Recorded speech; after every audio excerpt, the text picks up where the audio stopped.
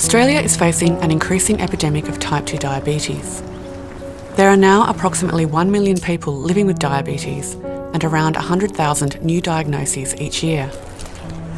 Obesity is thought to be the primary cause of type 2 diabetes in people who are genetically predisposed. In part 1, we explained how inflammation in type 2 diabetes destroys the pancreas tissue and dramatically decreases insulin production. Here we describe the insulin receptor in type 2 diabetes.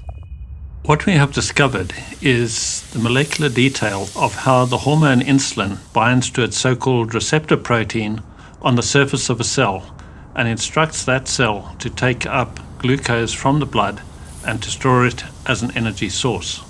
The receptor itself actually spans the cell membrane, so it has a part outside, a part inside, and insulin binds to the part that is outside.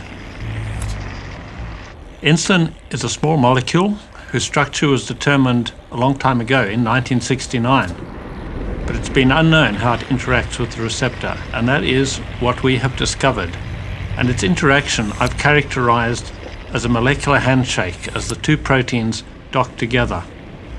When insulin binds to the outside parts of the receptor, it brings the two halves of the receptor together, and at the same time, the two parts inside of the cell unwind and make contact.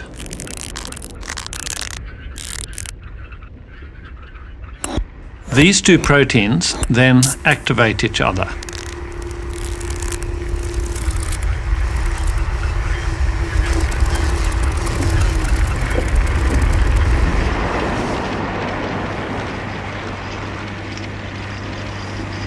This activation allows the insulin signal to enter the cell. Specialised proteins interact with the activated receptor just below the cell's surface.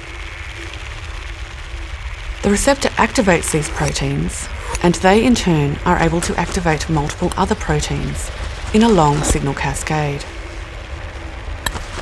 This complex signalling process eventually tells the cell to take up glucose for use as an energy source.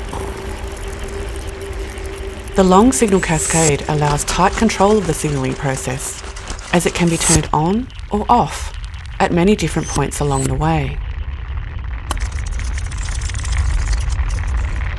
In type 2 diabetes, we believe insulin binds to its receptor normally, but the signal is not sent into the cell and the signal cascade does not develop.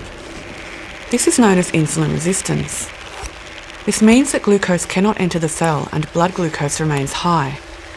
Over time, high glucose levels damage many different organs.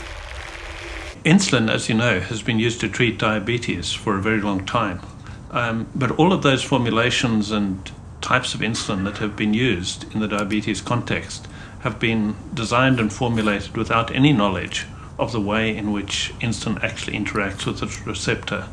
And now for the first time we've got a picture of that, and we can use that into the design of new insulins that could be used for the treatment of diabetes. So we could imagine, for example, the design of insulins that act for a longer period of time, design of insulins that act more quickly, design of insulins that are more stable upon storage, and that's where we'd like to go with our discovery.